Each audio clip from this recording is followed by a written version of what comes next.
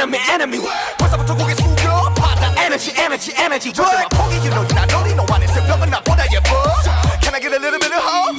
잠들 청춘이 get walk go Many say BTS's initial rise to stardom was thanks to the relatability of their lyrics. In many of their earlier songs, they featured commentary on the socio-economic problems of the youth. I think these lyrics contain the essence of what BTS had to say back then.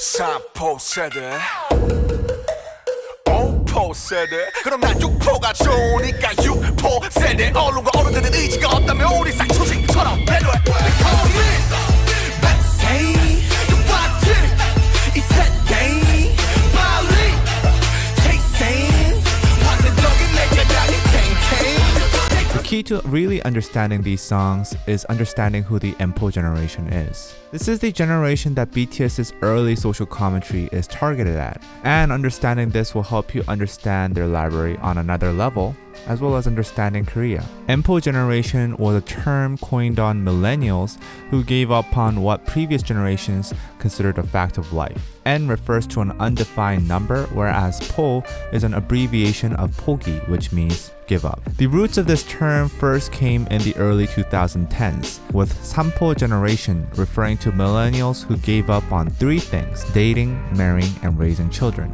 This phenomenon was a symptom of increasing youth unemployment. Then came the term Opo generation, which added housing and employment to the mix. Following that, soon people were talking about Chilpo generation, giving up on human relationships and hope on top of all the things previously mentioned. Kupo generation gave up on health and appearance. Then we reached the final Shippo generation, which gives up on life. And it kind of got out of hand that people just started calling the millennials Empo generation, the generation that has lost the will to really do anything about their life. So what has made this very gloomy present and future for millennials in Korea?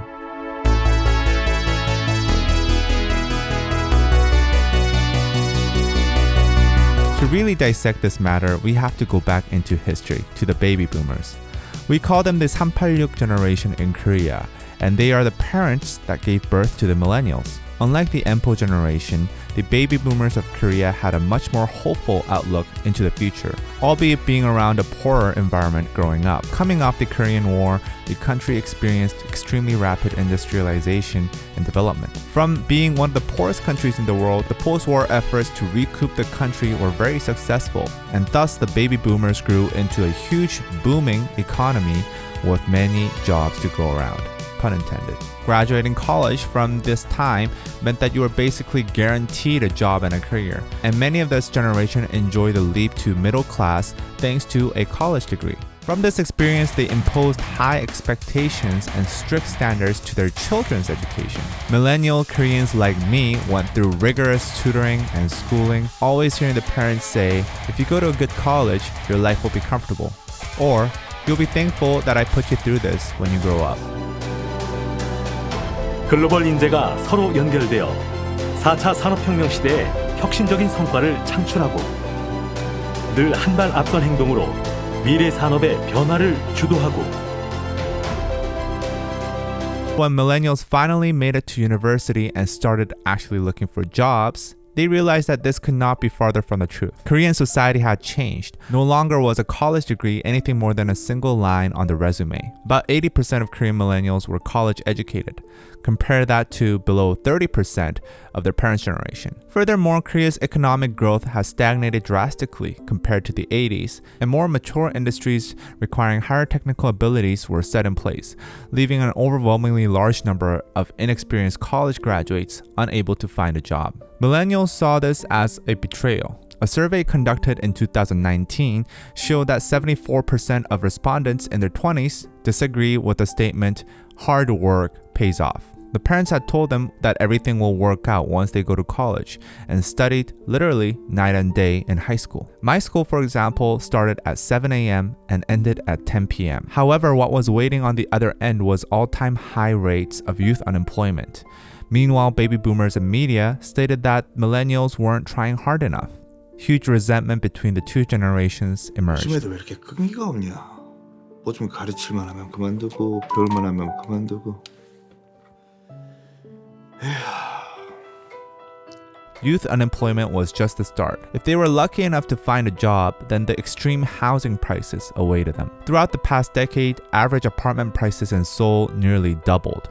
The problem became especially apparent the past few years. In 2017, it took about 16 years of saving up 100% of the average salary to buy an average-priced apartment in Seoul. By late 2020, that number rose to 26.5 years. By the way, this is basing off of saving up 100%. That's right, 100% of your salary. The current administration put out 26 real estate policy changes the past 4 years in a desperate attempt to stop this phenomenon.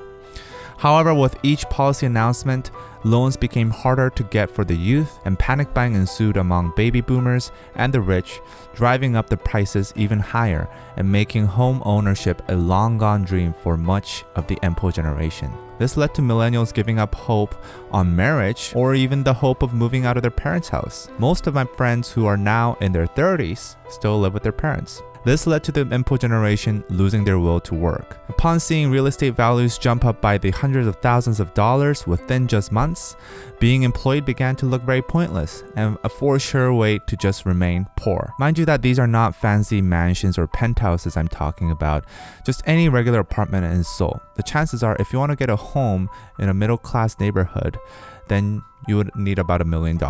Only baby boomers who had bought houses while they were relatively cheap and the rich could own a home now. And with the government's extreme crackdowns on mortgages, millennials who had just started earning money had no wealth to even try. Millennials blame baby boomers for kicking away the ladder, and baby boomers say millennials complain too much.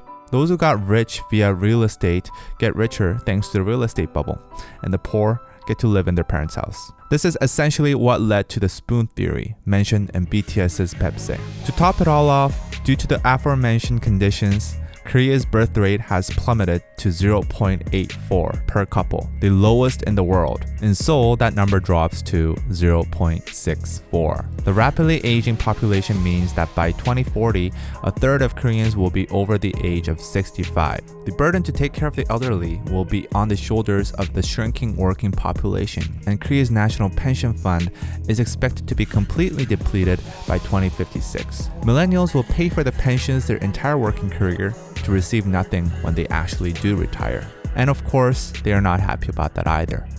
Millennials call Korea 헬조선, and indeed, it does seem like hell sometimes. So there you have it, folks. We millennials of Korea have given up on marriage, dating, getting a house, or really anything productive.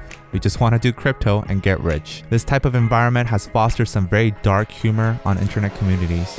Posts such as Poverty Bingo, where people play bingo on how many things they can relate to in poverty, or the posts describing characteristics of poor people's homes, get rave responses online. The nationwide obsession and depression for real estate has been passed down to the younger generations too. Elementary school students discriminate their friends based on which apartment they live. The brand of your apartment has become a status symbol among 10-year-olds. This is when you know society has reached a new low.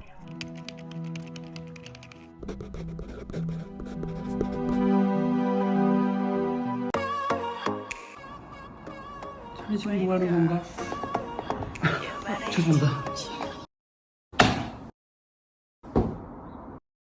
얼른 일어나서 춤추지 않고!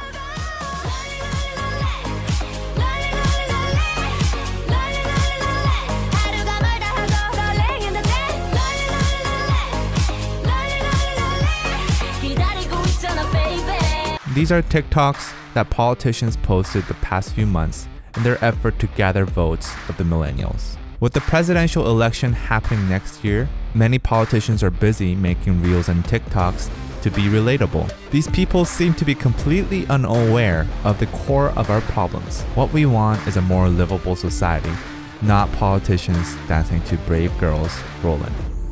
The Empo generation wants to be listened to, but no one's listening. And this is why Baepsae and Dope and BTS's earlier discography in general hit home so hard. I hope this video didn't depress you too much. Whether we like it or not, we live in this hyper-competitive world where we need to be constantly upgrading ourselves to survive. Which is why we're proud to say this video is sponsored by Skillshare. Skillshare is an online learning service that has a collection of thousands of workshops ranging in topics from boosting productivity to graphic design. I myself have been running 2 businesses the past few months, and the Productivity Masterclass by Ali Abdal has helped me so much in keeping me sane and on track. These courses are broken down into bite-sized chunks, so even if you're real busy, you can fit some learning into your daily routine. Use the link in the description box below. The first 1,000 people to use the link will get a free 1-month trial of Skillshare Premium. Go out there, learn something, and better yourself to survive in this tough world. Bye-bye.